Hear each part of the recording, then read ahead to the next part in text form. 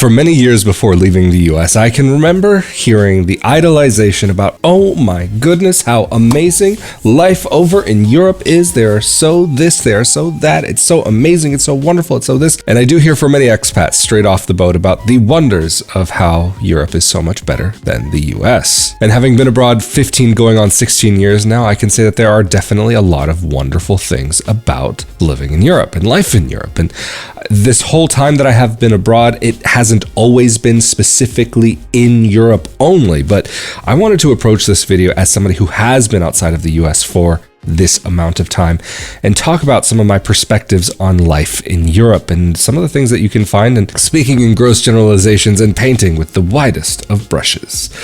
I'm Rafael de Furia. Welcome to another episode of Not Your Average Globetrotter, and roll that intro. Like I said, I'm Rafael de Furia, and welcome back to another episode of Not Your Average Globetrotter. So let's just jump straight into this. And I can say that there are certain things that are definitely wonderful about living in Europe, but I'm not going to say it is the perfect promised land that so many think is what you will find. I mean, let's talk about one of the most basic things about life almost anywhere in Europe, and that is dealing with bureaucracy. Oof. Bureaucracy is one thing that you will definitely be running into across the European continent. Doesn't matter whether you're in the European Union or not. There are so many forms and stamps and this and that and certifications that you might need, even for regular day-to-day things, that you will be very surprised even trying to open up a bank account. Maybe you're going to need this certification, or you're going to need this document to prove your address, to show where you live. But beyond the bureaucracy, and having to deal with that in very many ways, and especially if you are someone moving from another part of the world, you will have to deal with the bureaucracy just to have your visa, to be able to remain here and be able to have your daily life and goings on. But one thing that kind of comes along with this is that even though across the European continent you will find the bureaucracy in full force, something that's actually a bit funny to me is that there's kind of almost this line that you can draw across Europe, like horizontally, where almost everything above the line, just generally speaking, and again, gross generalizations here, and I realize not everybody is going to fit into this, but there can be some uptightness about certain parts of Europe, and especially north of that kind of imaginary line. But then below that imaginary line, south of that imaginary line, things can get pretty laid back. And sometimes, depending on how far below that line you are, maybe sometimes things could get a little too laid back, except for maybe Italy, where I have found things to be both laid back and uptight all at the same time, especially when dealing with bureaucracy. But not all of this video is about how good or bad or this or that things are, but some of the differences, just the basic differences in lifestyle. But one thing, especially in more northern parts of Europe, is that you see a lot of the socialization done in a different way. You may have, like, in general, because in Europe, homes are going to be a bit smaller than they might be in the US, that your socialization might not be done necessarily at a house party. But for example, maybe you go to a cafe, a restaurant, a square, a public square, and you just meet with the people that you know. I mean, for example, if you watched my episode last week where I was walking through Braga, as soon as I get to the main square, you see groups of elderly individuals who are just out hanging out with their friends, and they're just meeting, standing around or sitting on benches and just out and about living their lives. I mean, this is a very normal thing to use outdoor spaces, even almost regardless of the weather. But you do see in some other parts of Europe that, yes, even though kind of these public spaces, I mean, even think about the word pub, for example, public house, like a place where the public can go and uses like their kind of living room area, sharing a beer, sharing a meal, whatever it may be. Even families can go with kids. I mean, maybe some pubs, especially in the UK, might not allow children after a certain time. Just depends. You never know. But in some other parts of maybe the colder parts of Europe, maybe it could be a little bit more likely to have people come into your home and socialize in your home. Not that it doesn't happen in Southern Europe, but across the board, I've seen that these public spaces end up being more of the socialization areas than what might be back in the country where I grew up. Another thing that ends up having a bit of a difference between Northern Europe and Southern Europe is about the size of clothing. And I can say for me, regardless of my weight, if I'm weighing a little bit more, if I'm weighing a little bit less.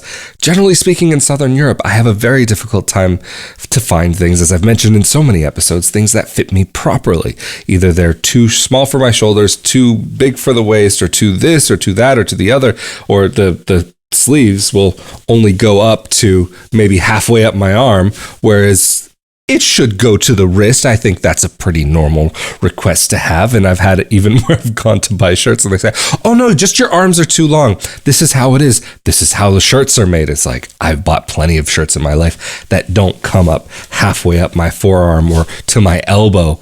The cuff is supposed to be down by the wrist. Or is it just me? Maybe I'm imagining things in this world. But also, it can definitely depend on the brand. But even generally, even at a mall in Portugal or even Italy, for example, shopping is a nightmare often, even when it comes to shoes. But one actually really cool thing that has been changing over the years, especially since I first started visiting Europe as a kid. The whole world has changed in this way, but specifically, I would say in the last years, Europe has definitely caught up with some of how America has been shopping online. And so shopping online has become a bit easier and a bit more convenient. However, it's going to depend on what country in Europe you're from. Or not necessarily from, but where you're living. So, for example, Amazon has a pretty big presence in Italy, so you can actually get things really fast if you live in Italy. Depends on how far you are out, maybe how far south you are, or if you're living on one of the islands. But you could be living in some places in the mainland and get things next day. I think even Milan, maybe Rome might have same-day deliveries for some things. But whatever, that's neither here nor there. Germany is also another country where Amazon exists in Europe. Spain, the Netherlands is very limited. France also. But generally speaking, the problem if you're used to Amazon in the US, granted, you're going to have different products that are available to you just to begin with. But one of the other things that I would say is really noticeable is that the selection of items seems to be a lot smaller than what you might find in the US. Granted, you still can shop if you're living in Europe from Amazon Germany, if you're living in Portugal. I mean, the Amazon for Portugal is technically Amazon Spain. So even if you want to have like Amazon Prime, you would do it through Amazon Spain, and then you access the Portuguese version of the website. But you do have Amazon Germany, Amazon Italy, Amazon Netherlands, Amazon Sweden, maybe? Whatever. Within the European Union, especially if you're shopping in euros, this is something that makes it a lot easier because you're not going to have to worry about import export. If you're shopping amazon.co.uk, that's a different story. That is not the same as it used to be. It used to be really easy to buy from co.uk because they were in the EU, but now that's a little bit of a different story. But even for some of the same items that you might find on Amazon in the US versus Amazon in Italy or Amazon in Spain or Amazon in Germany, you might find them actually at a much higher price in Europe than you might in the States. I mean, for example, I like watches. I like to look at them online, and sometimes I like to price compare even if I'm not going to buy one. I just am always curious about what's going on. So I can say a number of watches that I've seen in Amazon across Europe that are double the price of what they might be in the US, but then you sometimes do have models that can be a little less expensive over here. Kind of depends on what you're going for. And nowadays, especially with how the rules are set up and how Amazon even has their international services, you can order things from Amazon US and prepay for the tax and duties and all of that stuff. Of course, you don't want to go above a certain amount, and it's going to depend on what country you're in because that will change how that can go. But of course, if you are ordering from outside of the EU and you have the option to prepay for those taxes and duties, especially like I think DHL is one of those companies and maybe GLS is another one where you can prepay those. Definitely prepay. I mean, depending on what country you're in, like I've heard so many stories from so many different places about packages getting stuck in customs for months on end. That might not be the case, but then there could be situations where maybe you order something and it just doesn't get through. You never know. And it could be for something as simple as a book. But another thing that I vividly remember hearing about from my time back in the US as well as from expats that are straight off the boat, it's about, oh my gosh, they eat so much healthier in Europe and everything is so much better and the quality and you still have a lot of crap out here. I mean, I will say I've been noticing even the amount of fast food chains popping up all across the continent, just increasing all the time. I remember a time when maybe you could find McDonald's, maybe. But now, I mean, like even here in Braga, Portugal, you have Taco Bell. Taco Bell was never in Europe from years ago. Now it's popping up. I did see it in Spain. Like that was maybe the first country I found it in Europe, whatever. But anyway, neither here nor there. Actually, also Subway as well. But yeah, you have all of these chains. I mean, Burger King, KFC, Pizza Hut, Domino's. It's all over the place. It's not like it's going to be in every country, and it's not like it's going to be plastered all over the place. But especially if you're in a city, I mean, a lot of young people are going to be drawn to these places, but even not young people and just people who are looking for something quick and easy.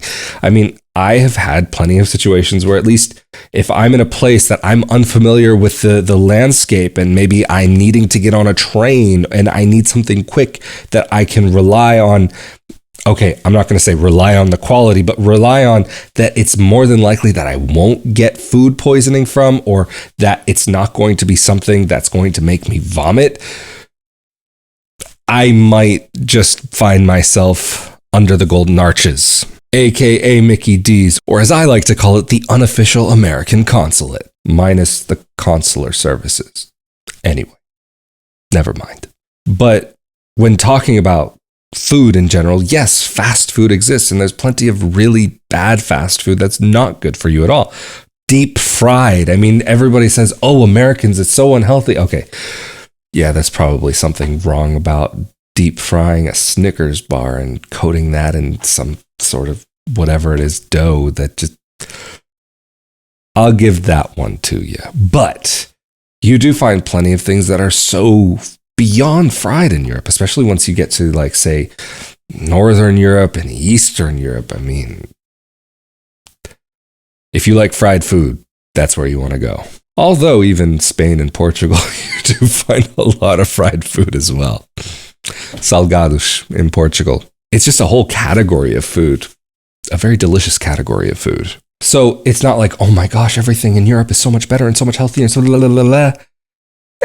You have healthy options, but you also have crap, just like anywhere else. Over-processed food exists just about everywhere. There's no escape from it nowadays. Okay, I mean, you can avoid it, but you get what I mean. But a major difference when we're talking about lifestyle, not just about food, but getting around. I've mentioned in a number of episodes that I don't have a car, don't need a car. I'm borderline whether I want a car or not. I can see an advantage to having one, but can I say that in my day-to-day life that I absolutely need one? No. I mean, if you live in a European city that has decent transportation or that is walkable, I mean, the options are almost endless. I mean, especially if you're in some of the bigger cities that have decent metro systems and you're close to a metro stop or not far from a metro stop, and then you have the ability to work close to another one. I mean, hey, like this is pretty awesome. I mean, even like, for example, in Braga, even if you don't live in the center of the city is still accessible by foot. You don't have to have a car here. Granted, there are going to be parts of the city that are going to be quite annoying to walk from, and there's a bus system. Not always the most ideal routes and not always the most ideal schedule, but hey, it exists if you want it. But generally speaking, it is possible to set your life up in a way that you don't need a car. I mean, especially if you move to the center of one of these cities, or even if you move to a village. If you move to a village, though, I would say generally speaking, you would want to have a car so that you wouldn't be stuck in your village, because there are plenty of villages across Europe that just don't have public transportation or don't have it often, maybe once a day in some places, or a couple of times a day, or once hourly. So that can make getting to and from your home to the next city or whatever it is you're trying to get to a bit annoying, if not unreliable. And especially if we're talking about Sunday schedules. Those are definitely a thing out in this part of the world. But if we're talking about schedules, then of course we have to talk about how many places just flat out close in the afternoon. Even in big cities, even small cities, you can find that stores are just during lunchtime closed, or that if you wanting to go to a restaurant that's not during lunchtime or not during dinner time, and you're just kind of in the afternoon at maybe even what might be considered a normal eating time in your home country, you might not be able to sit down. You might get people looking at you like, who is this crazy person? I know I've had that happen to me plenty of times, although it might not always necessarily be directly related to food, but that's a different story. But when talking specifically related to food, then we're talking about, like, say there are times when I have that little American urge maybe to eat dinner at 5 o'clock or 6 o'clock and show up at a restaurant and the doors are shut, or they're just starting to get set up and I ask them what time they start serving. They're like, what do you mean? What time do we start? Why are you trying to eat this early? Go to the cafe down the street and get a cookie. I have adjusted over the years, but during the time that was, how can I say this in a YouTube friendly way? The period of time when going out wasn't necessarily allowed, I'll just say it that way. Whoops. During that time, I fell into a little bit more of an American kind of schedule for eating. And I haven't totally come out of that yet. Yes, okay, fine. Eating at 9 o'clock. Okay. Eating at 8 o'clock. Fine. But I mean, there are still parts of Europe that I've been to, especially in some of the southern areas where it's hot in the summer. And I've been to dinner with groups of people where we didn't sit down until 11:30. And maybe we didn't get served until 12:30. It exists. It's a thing. It can happen in some places, but not everywhere. But maybe figure especially more in like Spain, Italy, and Portugal, some of these countries, between like, say, 2:30 and 6:30 or 7 o'clock, that's kind of going to be the time that's going to be the no man's land for being able to go to find a restaurant. The further south you go, the wider that window may become. I mean, once you already start getting to that 2 o'clock point, that's already starting to become a bit iffy in many places. Even here in Braga, there's places that they don't close per se at 2, but they close maybe at 2:30, or they stop serving at 2:30, or by 3, it's like everybody's already out. And many places, really the dinner kind of rush ends up happening, like say 7:30-ish. And so even for certain places that don't take reservations, you won't maybe you want to get there a little bit beforehand so you don't come in the Portuguese dinner rush. That's pretty average. But then also when going out to, say, a bar or a club, I mean, there have been a couple of times, not that I'm somebody who really goes out and parties or anything, but there have been a few times where I've been out, and I even not this last New Year's Eve, but the previous New Year's Eve, I was with a group of people. We decided we wanted to go out for New Year's Eve, celebrate the coming of the new year, and we got to the bar and they said, "Oh, sorry, but everything is reserved, but you can stay here until 12:30." We're like, yeah, that's kind of the point. That's what we were kind of interested in. And so we had this whole table that was reserved until I think maybe 12:45, 1 o'clock. And then they said, "Hey, sorry, we need the table now." But the bar didn't really start having people come in until maybe 12:15 is kind of when it started. By 12:30 it was filling up. By 1 o'clock it was like, okay, this is now the normal time that people are here. And there was another time I was at another club here in Braga with a group of people. It was someone's birthday, and we decided, hey, let's go, let's check it out, let's see what's happening. And I don't know, it must have again been like 12:45, 1 o'clock. And at this particular place, that particular night that I was there, it was actually pretty quiet. And then I left around that time, but there was some people who stayed, and they said, yeah, that's actually when it started getting busy and some of the good music started coming on. But these are some of the things that you might notice in some parts of Europe, but not other parts of Europe. I mean, other parts of Europe, you might not see that. Or maybe in a place like Berlin, your schedule would be going to the club on a Friday night and then coming home Monday morning. It exists. People do that. I don't know how it's possible, but apparently it's a thing. It's been explained to me by a number of people. I don't get it, but hey, if it's your thing, enjoy. But anyway, as I'm seeing my list here, I'm seeing that this actually could very easily be a video double the length and size. So I think I may end this episode off right here, but if you're interested in maybe a part 2 to this episode, let me know down in the comment section below here on YouTube, or if you're watching/listening to this on Spotify, feel free to come over to YouTube and let me know over here, or if you're on any of the other podcasting platforms, let me know if that would be of interest to you here in the comment section of this episode, and maybe next week or sometime in the near future, there could be a part 2 to this topic. And going into some of the other differences and little things that might be not quite the same as where you're from, but also if you are living abroad in Europe and you have things that you've noticed over the years, feel free to leave those down in the comment section as well. Maybe some of the things that I've noticed you think might be a little silly, or maybe you've noticed the same things. So anyway, of course, I'm Rafael de Furia. Stay safe and healthy out there. Thank you all so much for joining me for another episode of Not Your Average Globetrotter, as well as thank you to those of you who helped this project to be able to continue through Patreon on a monthly basis, as well as the one-time support through rafaeldefuria.com/support, as well as the thanks button here on YouTube. Again, I'm Rafael de Furia. Stay safe and healthy out there, and I will see you all next time. Later.